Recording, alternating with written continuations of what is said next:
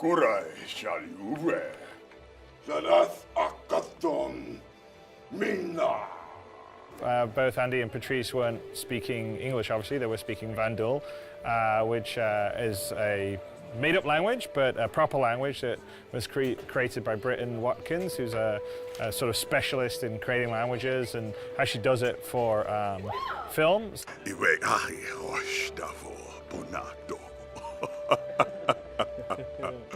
Konglang, apparently, that's what it's called. Constructed language. Yeah, the language is very guttural. It's kind of lots of sounds, and it's, there's a lot of that going on. Yeah, it's quite rich and it's very fun to do.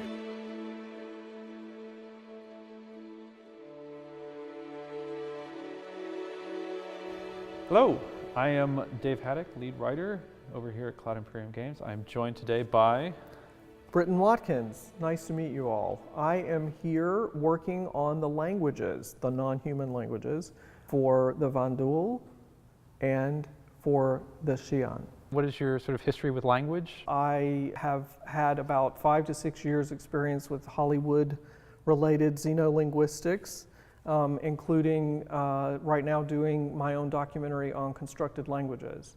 I've created several languages, including the Aklo language from the Lovecraftian mythos, my own language for my own indie sci-fi film called Sen, worked on Star Trek Into Darkness, teaching Zoe and the Klingons their own Klingon lines, so lots of different activities involved with alien languages and xenolinguistics. Cool. And you're also involved with Avatar too, right? I do know the Na'vi language from Avatar, and that's really kind of my gateway into this whole world, I guess.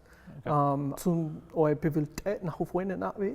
speak Na'vi fluently, and it's a lot of fun. It's an interesting global community of people who like alien languages. What has brought you onto Star Citizen, and what do we have you tasked with doing? Well, in this big universe and on this fascinating set of interrelated projects, I'm doing right now 2 different languages for the franchise, and they are Vandal and Xi'an, also known as Zhan.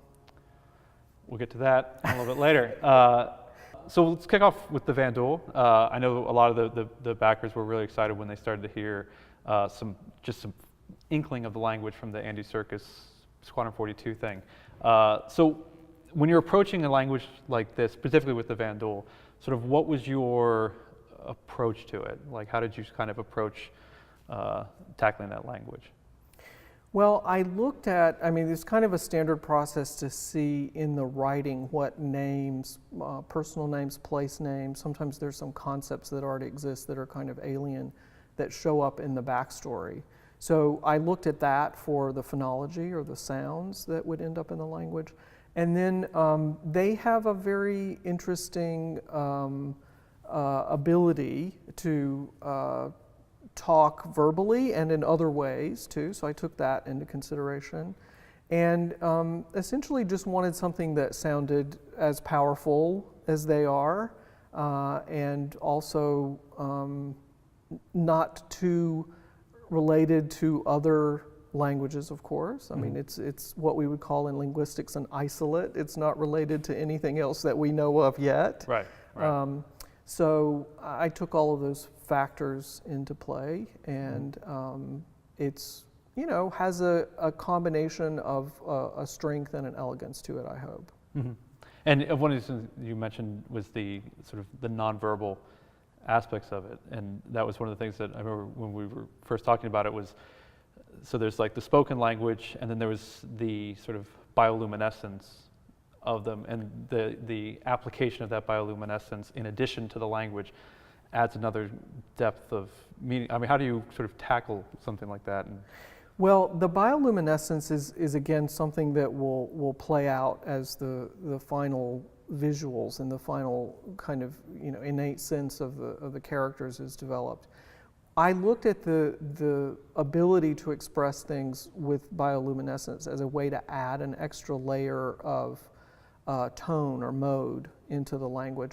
And there are also some gestures, some body gestures, arm, hand gestures that fit well into the fact that it's also a military culture.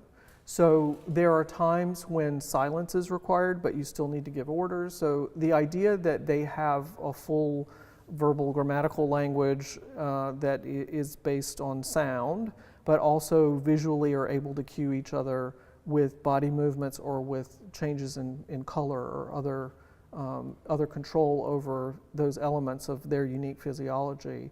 It just made up a kind of tapestry where the different elements overlap each other in certain cases. Now, with the written language for them, we actually just got out of a really exciting meeting where you pitched sort of an approach that you had taken to how their actual script developed. Kind of walk us through that process, because I think the backers would really get a kick out of it. Well, the Vandal basically have the equivalent of 3 fingers or talons, claws, that would relate to or equate to our fingers. So I imagined that when they conquered whomever it was that they were conquering, that they might actually use their talons to tag their prey, if you will, or their vanquished victims. Right. So in that sense, I imagined symbols that they might each have as a unique identifier, and then looked at the evolution of that into a formal writing system that maybe later in their culture would apply to their language. So they would take these symbols that were originally for this hero or this commander or this, whomever it was in their history, and use those symbols to become eventually something that is phonetic and useful for representing the written language. Again, evolving over time as any kind of spoken or written language would. So the individual characters would basically represent sort of a person who did something that is reflective of that character, in a sense? Well, originally, yes. You can imagine a kind of pantheon of heroes, for example, who through an oral history come down as being famous, and with that also the kind of symbol that got carved into whatever that individual conquered, and those symbols eventually taking on a specific meaning or value. And again, any kind of culture that uses symbols for communication, and by symbols I mean any kind of abstract symbols, could take those classic images from history and then incorporate them into the way they just document their spoken language, or whatever their version for writing their language down happens to be. So over time that could evolve into something that again is just a normal logical orthography, just a modern writing system. They're a spacefaring society, so clearly they need the right kind of language tools to engage in the science that they need to be a spacefaring society. So something that could have been very old and traditional can evolve into something that's very contemporary. So you have these heroes who basically had marked themselves, enemies that they killed or cities that they burned and stuff like that. So how did you sort of come up with that kind of imagery? To go through the process of what I imagine might happen on the battlefield as somebody's scratching their tag into something else, I actually came up with 3 polymer clay talons and claws and put them on my own fingers and disabled my pinky and thumb and figured out what actual designs might look like. So it was a process of sticking them on and getting out some tin foil and making impressions in the foil and cutting out the shapes and seeing what they looked like in this kind of raw form that they might have thousands of Vandal years ago, and then imagining how that would evolve into a set of unique characters that are visually distinct from each other, and then how that might, after a couple of thousands of years and lots of technological innovation, be something that would show up on a ship monitor, for example. Right, so it would go from claw mark to ship monitor font.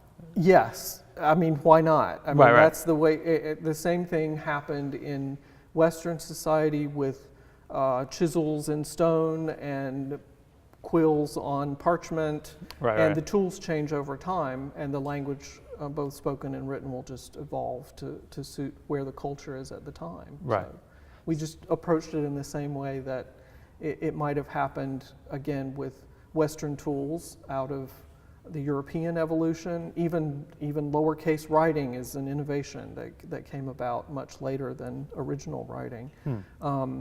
In Asia, there's a lot of influence of brush and ink in what happened and how the letter forms started looking. So we started everything from claw 1, From that claw moment 2, there. and claw number Right, 3. right.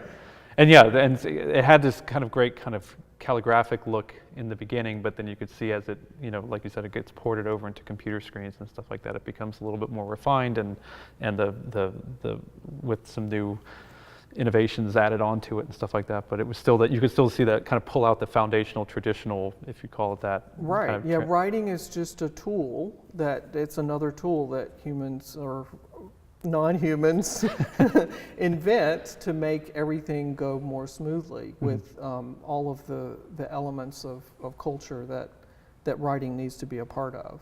Right. You might need a special notation for music, for example, or you might need a special notation for a specific branch of mathematics, for example. And it's all just a tool. So we imagined how it might be used as a tool and might have evolved as a tool in Vandal culture and society. Right, right. I remember you actually put together, when we were doing the original Vandal motion capture, you put together a sort of packet, and there were, when we were doing auditions and stuff like that for the actor who was playing the Akurai, you know, there were certain vocal qualities that you were looking for. I mean, sort of as from our experience, is there a human physiology that lends itself better to being able to pronounce these languages? Like what were the qualities that you were looking for with that type of stuff? Well, with the actual performers, I was just looking for a broad range of abilities to produce vowels and consonants that not everyone has in every language. So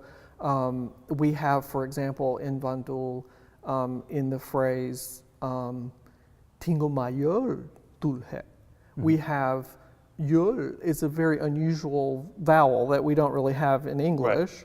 Right. And at the end of that sentence, we have a glottal stop, which in English we don't typically make at the end of words like that very often. So the ability of the actors to listen to me having recorded what they are supposed to be saying and then listen to that and without too much pain or crying reproduce it is the kind of quality that I look for in that side of the talent, you know, a kind of innate linguistic ability. It's part of it is mimicry, but part of it is also just being able to hear a sound and then have your brain know how to move the parts of your mouth in order to get that to come out without too much pain and suffering. O Kurai shall you ver. Cautious man Kurai. Shalim fisatu. Yosakuyam lachnu. Tingu mayul tulhet. Shauda kuna. See what your blood must cost us. Ilwechach hoshdavo budnato. And I will say that the people who have worked so far were extremely talented. Yeah, they're pretty great. And the burden on me was almost zero because they were cast so well. Yeah, so. they really, and they got really into it too. You could, because we'd also talked about earlier about the nonverbal stuff, which is kind of what helps elevate the Vandal into sort of truly an alien language, because it's something that's intrinsic to them, because only they have that combination of stuff. But yeah, when they were sort of developing some of the hand gestures and the, you know, the things on set, it was really incredible to watch. Yeah, the language has these kind of mood particles that tend to come at the end of phrases or the end of sentences, and those often accompany movements. And instead of my doing that, we thought it would be, you know, as a kind of, you know, this is what you must do for the gestures. Right. We thought it would be better to involve them and let them come up with the gestures as a function of how they felt about the Right. emotion of what they were saying. Playing the scene. And then I will get to put those in a gesture dictionary and publish them for everybody who cares to learn the gestures. Right, right. So actually just moving on to the Xi'an for a second. So you're also developing this one sort of in tandem with the Vandal. And we actually shot you worked up a very rough sketch of it early on for some performance capture shoot that we were doing. It's interesting because there was always a thing in the community, which you alluded to earlier, of the how do I pronounce it? Is it Xi'an or Shan? And I think you finally have given us a solid answer.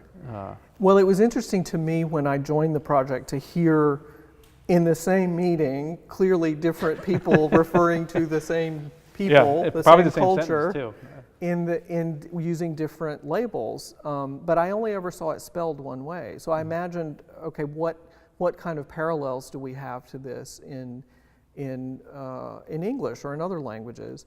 And frequently there are registers or dialects that are not always reflected in spelling. So there's one standard spelling that's usually more proper and formal and would be used in books or for paper letters or whatnot.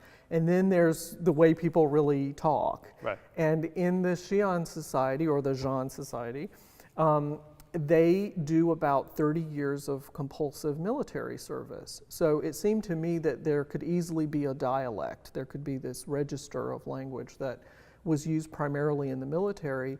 But if everybody's doing military service, then they would all have this shared second dialect, Right, you know. right. So in their society now, we are going to be sharing the fact that there is this kind of formal, polite language of government and art and education, and then there's the language that everybody spoke for 30 years in the military, and depending on what you're doing, you might switch registers, you might use the different dialect. So if you're out with your buddies getting intoxicated, you're more likely to be referring to yourselves as Zhan, and if you are in front of a delegation from another planet, then you're more likely to be the Xi'an. Right. So we've come up with an interesting way to differentiate that in the pronunciation and in some of the slang and other things. So it should be a lot of fun. Historically, we presented them with this very austere, very stoic, you know, it's considered immature to show emotion, you know, all that type of stuff. And I think it's easy for people to forget that there's more to them than that. That like there is a side of them, and this helps kind of bring that out, that there's a side to them that there's another layer that you can get to if you're familiar with them enough. Like if you're good enough friends with the Xi'an, they might feel okay talking in this sort of more military slang with you, you know, which is a lot of fun. Yeah, if they're meeting you for the first time and the language that's being spoken is Xi'an, then they're more likely to refer to you as Lei. But if you're getting intoxicated or you've known somebody for several years and you're hanging out with them, then they might do you the honor of casually calling you I instead of Lei. So that kind of, you would know you're kind of an insider Right. if you get referred to as I instead of Lei by a Zhan. That's awesome. We have these two dialects basically. Are they technically dialects? Would that be? Or? You could refer to them as dialects or a register. I mean, the more linguistic term is that one is in a higher register and one is in a lower register. Okay. But let's call them dialects. I think we have the standard dialect and we have the military dialect. Could you give sort of an example of like how they would sound? Because you said they're Yeah. written-wise they're the same, but Yeah. So if we think about the kind of funny sentence. Floan sucks at making jokes, Floan being a character name, Okay. with THL being a kind of unique sound that they have in the Zhan language. If we said that in the standard dialect, we'd get Olai ha toath, Floan with o war. However, in the military dialect, we'd get Olai ha doad, Droan vedovava.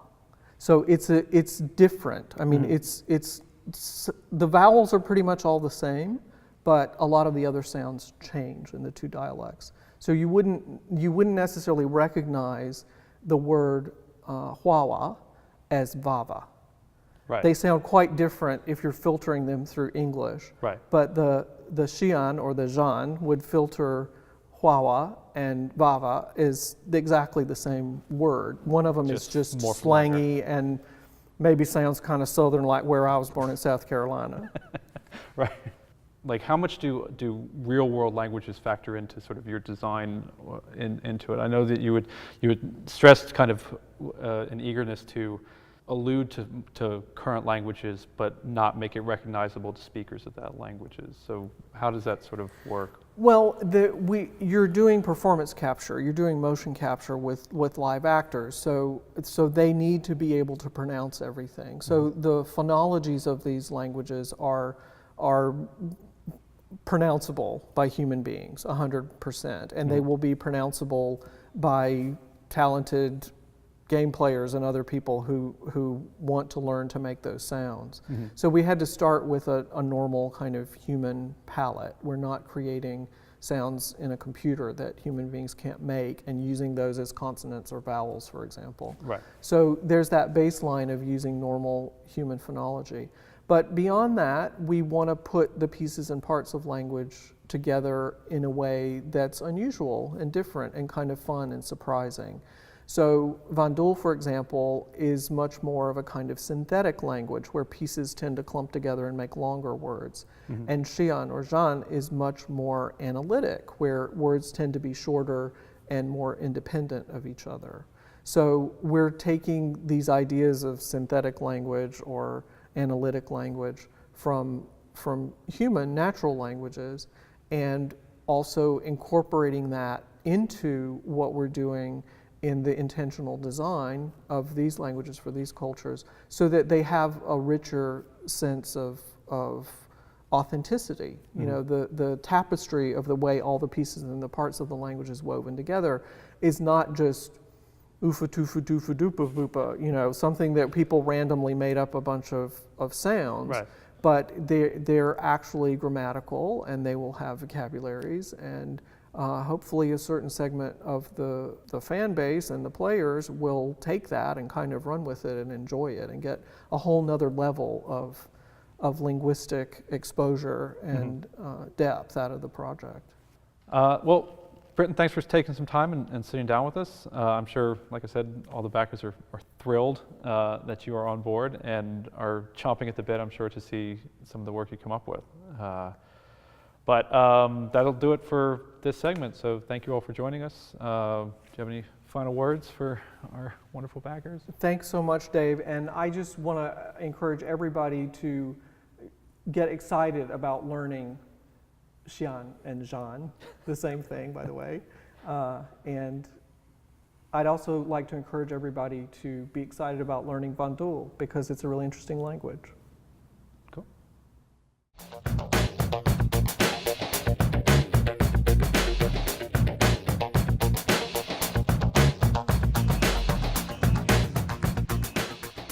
Thank you for watching. So if you want to keep up with the latest and greatest in Star Citizen and Squadron 42's development, please follow us on our social media channels. See you soon.